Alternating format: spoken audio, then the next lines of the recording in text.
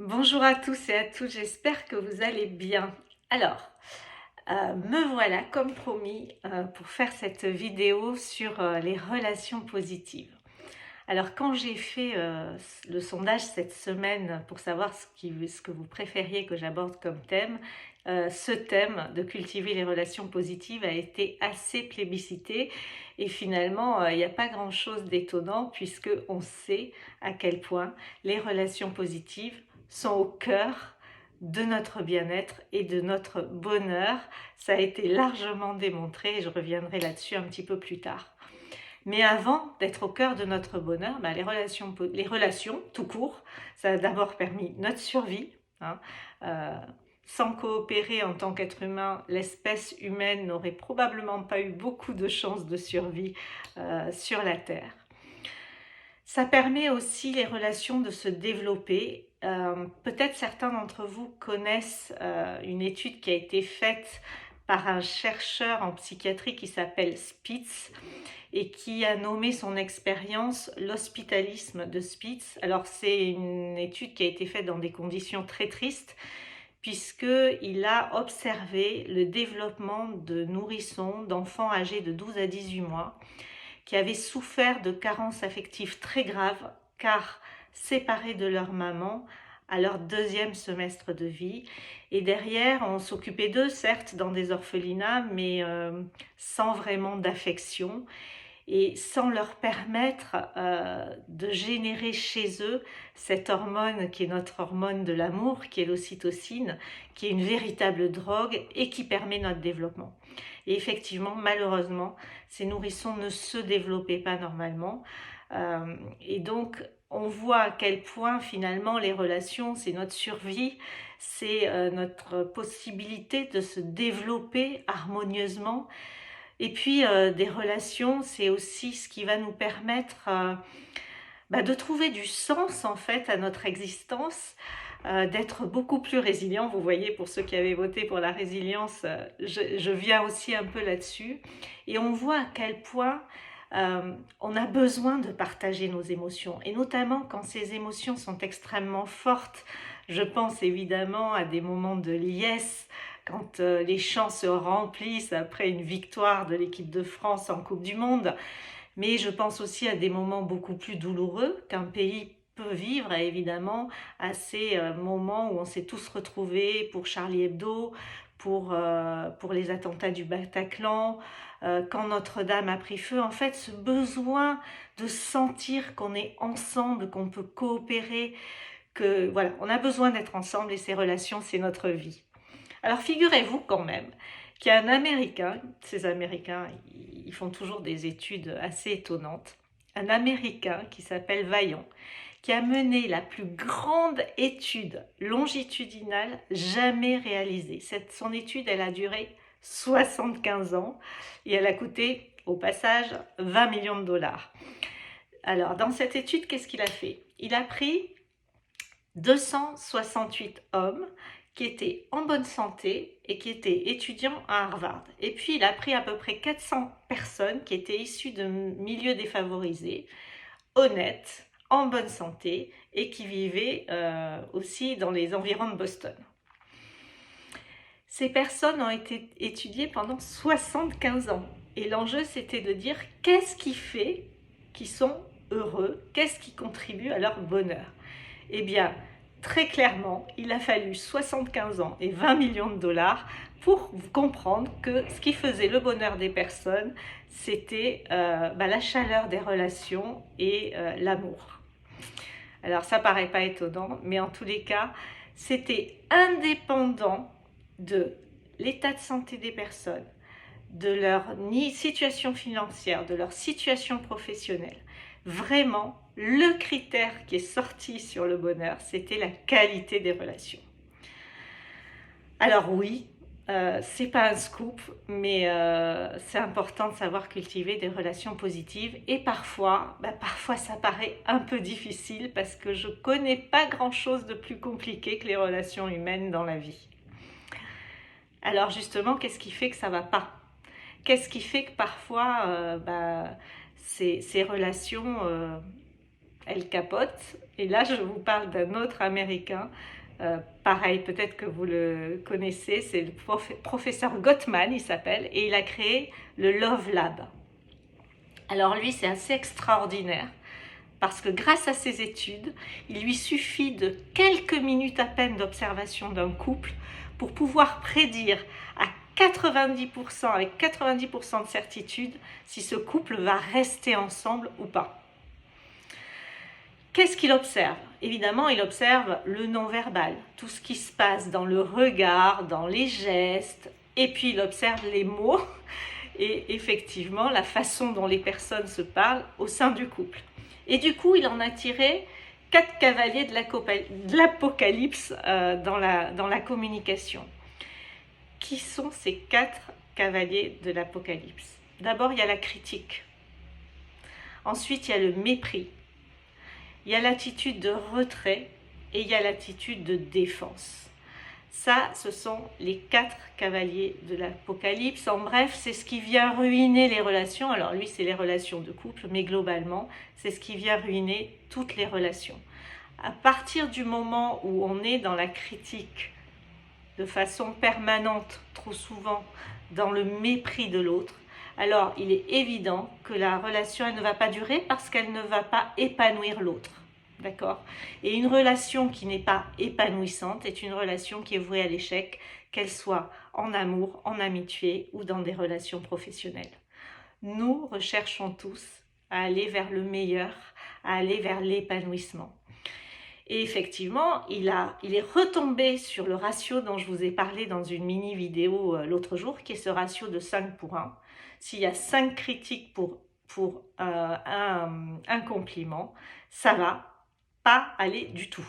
Et qu'il faut qu'il y ait 5 compliments minimum versus une critique dans la vie courante pour que les choses aillent bien. Et encore, la façon d'exprimer la critique va également beaucoup compter dans ce qui va dans la relation. D'accord? Alors, comment on fait pour cultiver des belles relations? Bon, vous savez, hein, je ne vais pas vous raconter grand-chose.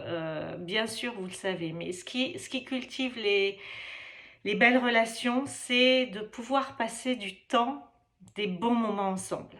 D'être là aussi pour le bon. Ce qui va cultiver des bonnes relations, c'est les mots qu'on emploie. C'est la capacité d'écoute réelle que l'on apporte à l'autre. Je suis là pour t'écouter, je suis là pour te comprendre, pas pour te juger, pas pour profiter de ce que tu me dis pour te parler de moi. L'écoute réelle est aussi un grand cadeau qu'on peut faire dans les relations. La gratitude, j'y reviens bien sûr. Être reconnaissant pour tout ce que peuvent nous apporter les personnes que l'on côtoie, leur dire merci régulièrement, leur dire qu'on les aime, et ça veut juste comment dire, il y a plein de façons de le dire, hein, c'est comment tu vas aujourd'hui, comment je peux t'aider, qu'est-ce qui te ferait plaisir, voilà.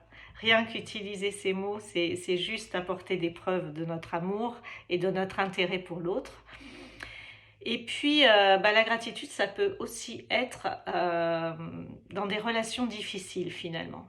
Les relations difficiles, comment faire? Donc, vous m'avez posé des questions hein, sur comment se débarrasser d'une relation toxique. Comment s'apercevoir que c'est une relation toxique? Une relation toxique, j'ai pas de recette miracle, j'ai pas de définition miracle. Moi, j'ai juste envie de dire qu'une relation qui vous fait vous sentir nul, moche, pas à votre place, qui vous fait du mal en fait, ou quand vous sortez des échanges avec la personne, vous vous sentez pas bien, pour moi, c'est une relation toxique. D'accord? Alors, on en a tous eu des relations toxiques, il n'y a pas de jugement là-dessus. On peut rencontrer des personnes, et surtout quand on est lumineux, qui vont être attirées par notre lumière, d'accord?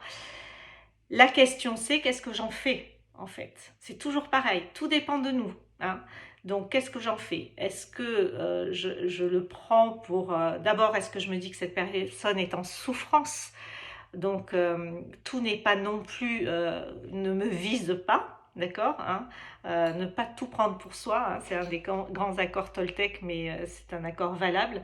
Cette personne est probablement en souffrance, donc la question c'est est-ce que vous voulez vous positionner en tant que sauveur, ou est-ce que finalement vous n'êtes pas armé pour ça et c'est pas l'objectif de cette relation, donc auquel cas peut-être il va falloir arrêter cette relation. Si vous avez tendance à tomber régulièrement sur des personnes toxiques, ben peut-être qu'il y a quelque chose chez vous qui nécessite d'être guéri, hein, et pour lequel il faudra probablement demander un petit peu d'aide. Et puis, quelle que soit la relation, même si elle a été toxique, même si elle nous a fait du mal, bah peut-être qu'on peut aussi être dans la gratitude parce qu'elle elle nous aura permis d'apprendre quelque chose de nous et de grandir, parce que, quoi qu'il en soit, les difficultés, quand on accepte de les accueillir et quand on accepte de les dépasser, eh bien, elles nous font grandir. Une bonne relation, c'est aussi une relation qui accorde une place au pardon. Alors ça, c'est pas facile, le pardon.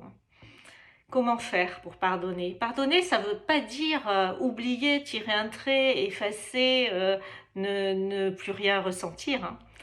Ça veut juste dire accepter de passer à autre chose. Voilà. Accepter d'essayer de recommencer autre chose. Et le pardon que l'on fait à l'autre, souvent on se le fait à soi. Vous savez, garder en soi des ruminations, des ressentiments envers les gens, en fait, c'est laisser de la place en vous pour des sentiments négatifs qui vont vous ronger et vous faire du mal. Donc remplacer le ressentiment par du pardon. Hein, vous vous souvenez ma méthode d'attitude bracing, hein, qui permet de mettre une émotion positive à la place d'une émotion négative. Ben ça aussi, ça va vous faire du bien. Et quel bonheur d'avoir pardonné et de... Qu'est-ce qu'on se sent bien quand on a pardonné? Et qu'est-ce qu'on se sent bien quand on recommence une relation? Parfois c'est impossible, ok, alors on arrête cette relation. Mais en revanche, on fait la paix avec soi-même, parce que c'est en faisant la paix avec soi-même qu'on pourra faire la paix avec les autres et qu'on aura vraiment des relations positives qui nous feront du bien. Donc pensez à utiliser un vocabulaire. Faites très attention quand vous avez une remarque à faire à quelqu'un, en fait. Les mots, il y a un livre merveilleux que j'adore, hein, sur les mots qui dit les mots sont des fenêtres, sauf quand elles sont des murs, sauf quand ils sont des murs. Et effectivement, parfois, les mots peuvent faire mal à l'autre. Les mots peuvent blesser. Et ça abîme la relation, parce que parfois les mots qui font mal sont un peu les mots de la faim. Donc surveillons notre vocabulaire et surtout réfléchissons toujours quand on veut dire quelque chose à quelqu'un qui n'est pas forcément agréable. Quelle est notre intention? Est-ce que notre intention c'est de nous soulager nous-mêmes, auquel cas c'est pas bon pour la relation, ou est-ce que notre intention c'est vraiment de faire progresser l'autre sur quelque chose qui est de l'ordre du feedback positif pour l'aider à s'améliorer? Et dans ce cas-là, vous verrez qu'en fonction de l'intention, la façon de formuler la remarque sera différente et évidemment sera prise différemment. Et pareil, de la même manière, quand vous recevez une remarque de l'autre, peut-être demandez-vous, mais quelle est son intention quand il a agi comme ça, quand il a fait ça? Et je suis sûre que tout cela va vous aider à améliorer vos relations. Quant aux relations qui vous font trop de mal, réfléchissez bien sur vous, parlez-en, faites-vous aider et demandez-vous si cette relation doit continuer. Je sais que c'est difficile, je sais que parfois on ne peut pas, parce que cette relation toxique, elle est dans le cadre de, par exemple, de notre environnement professionnel et que c'est pas facile de s'en débarrasser. Eh bien, dans ces cas-là, mettez votre bouclier de lumière, vraiment, protégez-vous. Dites-vous que la façon dont la personne parle, ce que la personne dit, si c'est méchant, si c'est difficile, ça ne vous appartient pas. C'est sa souffrance, c'est son histoire, mais ça ne vous appartient pas. Essayez de mettre ce rideau de lumière, Vous n'êtes pas l'autre personne, ça ne vous appartient pas et laissez la personne se débrouiller avec ses émotions négatives et sa façon de s'exprimer qui est négative. Voilà. Et quand vous le pouvez, on coupe court à la relation et surtout on dit non, je n'accepte pas que tu me parles comme ça. Je ne peux pas recevoir une telle façon de s'adresser à moi. Il faut aussi parler. Hein. On a vu dans les 4 cavaliers de l'Apocalypse que tout ce qui était de l'ordre de l'enfermement sur soi, du retrait, ben, c'était pas bon.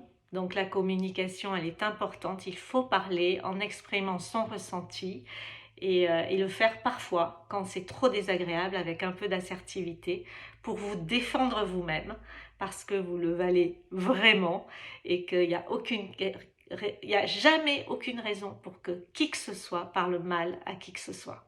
Voilà, on peut tout se dire, mais la forme compte vraiment beaucoup et l'intention encore plus. Voilà ce que je voulais vous dire. Alors, je suis passionnée aussi par ce sujet, donc je pourrais en parler, je pense, pendant 4h30. Je pense que vous avez autre chose à faire que de m'écouter pendant 4h30, mais je vous remercie de m'avoir écouté pendant 16 minutes. J'espère en tous les cas que ces petits éléments que j'ai partagés avec vous vont vous aider beaucoup et que tout ira bien dans ces relations et que vous aurez énormément de bonheur. Voilà, je vous dis à très bientôt et merci encore pour votre écoute.